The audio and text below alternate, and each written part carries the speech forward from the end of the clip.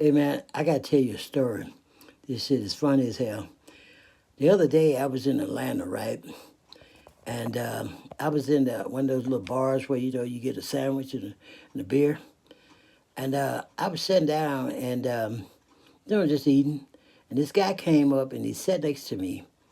And Marjorie Taylor Greene came on the screen. And he said, "That bitch." And I said to him, "Yeah, man, I happen to agree with you." And he said to me, "No, man, you don't understand. That's my ex-wife."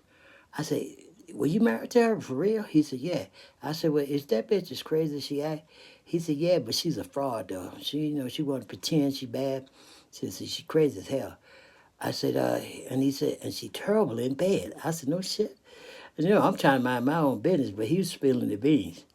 He told me the first time that Marjorie Taylor Greene gave him a blowjob, he said it was terrible, man. He said she was gnawing on his dick and shit. He said he had to stop and ask if she wanted mustard because she thought she was eating a hot dog. And then I was going crazy with him. And then he said when he tried to teach her how to make love, he said he had to introduce her to having good sex and how to move in bed with the heat treatment. And I said, "The heat treatment, what is that?" He said, "You know those long kitchen matches that they take?" He said, "Yeah." He said, "Well, I went to bed with her.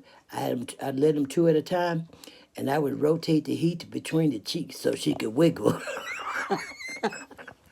And I said, "Oh, man, that's pretty wild." And then he said, "No, man, the best part is I introduced her to the patty cake room." I said, "The patty cake?" I mean, "What is the patty cake?" He said, "Well, you tape thumbtacks around the tip of your fingers. You know what I'm saying? And when you want her to move, you go patty cake, patty cake." But anyway, I just thought I'd share that with y'all because, every once in a while we have some fun with this stuff too. And I know Marjorie gonna tell me, I didn't think that was very funny. So, but she got a bad reputation from what I hear when I'm in and out of Washington, man. They say homegirl, she will fuck anything with a dick, man. So I don't know if that's true or not. But she one of them late night booty calls kind of girls. When the ones that midnight and that kind of thing. You know what I'm talking about.